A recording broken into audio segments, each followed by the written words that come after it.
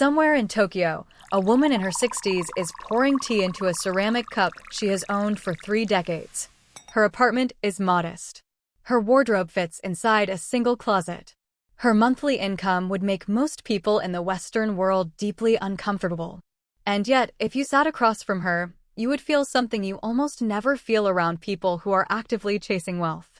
She feels rich. Not rich in the way your bank statement measures. Rich in the way her mornings move slowly. Rich in the way everything she owns earns its place.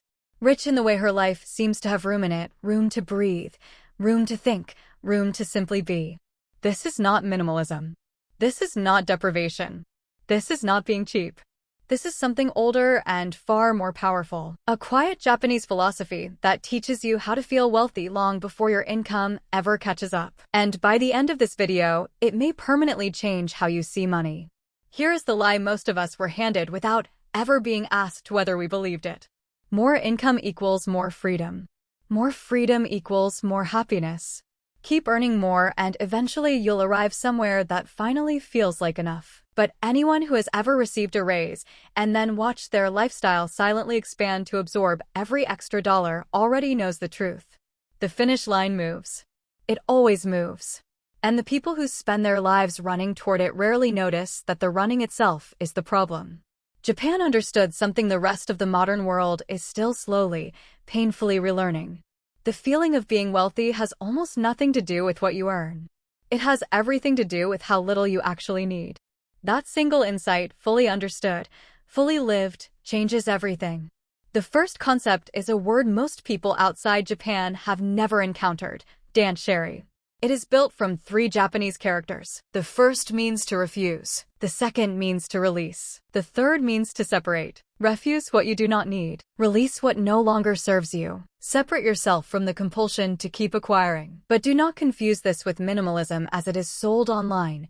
The white walls, the empty shelves, the aesthetic of deliberate poverty. Danshari is not about how your home looks. It is about your relationship with desire itself. Most of us move through the world in a constant low hum of wanting. We see an advertisement, we want. We see what someone else has, we want. We scroll for 30 seconds, we want. And every small, unconsidered want becomes a slow, invisible leak. Money leaving your account not in dramatic moments, but in 1,000 tiny ones. Danshari teaches something that no budgeting app can teach you. The ability to see something beautiful, to feel the pull of it, and simply let it belong to someone else. To watch desire arise and consciously choose not to follow it. That skill, practiced daily, will protect more of your wealth than any financial strategy ever invented.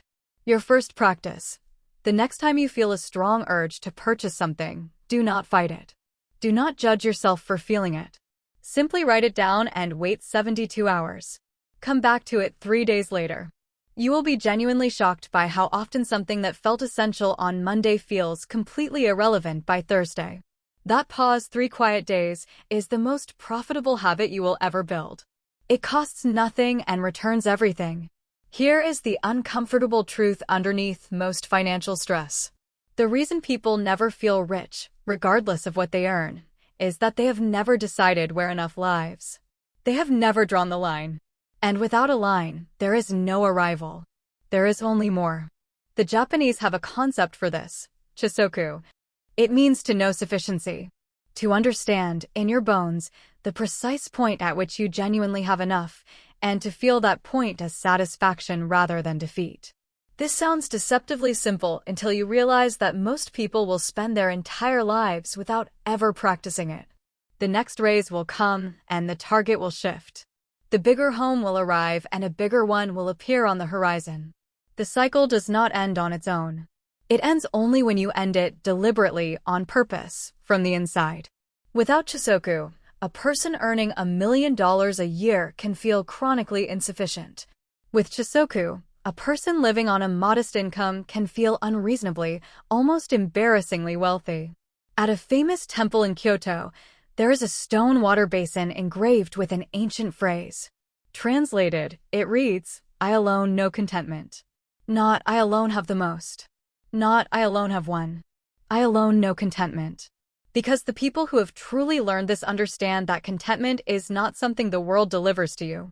It is something you define deliberately for yourself. The third concept is the one that transforms careful living from something that feels like sacrifice into something that feels like abundance. It is called Shun. It refers to the Japanese practice of living in genuine rhythm with the seasons, eating what is naturally available, naturally fresh, and naturally inexpensive at the time it is most alive. In Japan, every season carries its own flavors and its own quiet rituals. Spring brings certain foods. Summer brings others. Autumn and winter follow with their own offerings. And because people eat what the season provides rather than demanding everything year-round, they eat extraordinarily well without ever spending extraordinarily much. But Shun is not only about food. It is a philosophy that quietly reduces spending in nearly every area of life. Why purchase fruit flown in from the other side of the world when local fruit is at its absolute peak and half the price? Why run a heater in early spring when a window and a light layer costs nothing? Why fight the natural world when living with it is both free and deeply satisfying? Choosing to live with the seasons, in a world that sells you strawberries in December and air conditioning in March, is one of the quietest and most radical financial decisions available to you. It is also one of the oldest forms of genuine wealth ever practiced. Your third practice. This week, choose one thing and let it follow the season instead of your habit. Eat what is growing near you right now. Dress for the actual weather. Go to bed when it gets dark at least once. Notice what happens to your spending. Notice what happens to how you feel. Danshari. Chisoku. Shun. Refuse. Sufficiency. Rhythm. 3 quiet practices. 3 ancient ideas. And together, they carry the power to make a person of ordinary means feel like they are living an extraordinary life. Because here is what Japanese financial wisdom ultimately teaches, and what modern consumer culture will never tell you. Being wealthy was never about the number in your account. It was always about the number of moments in your day that genuinely feel like enough.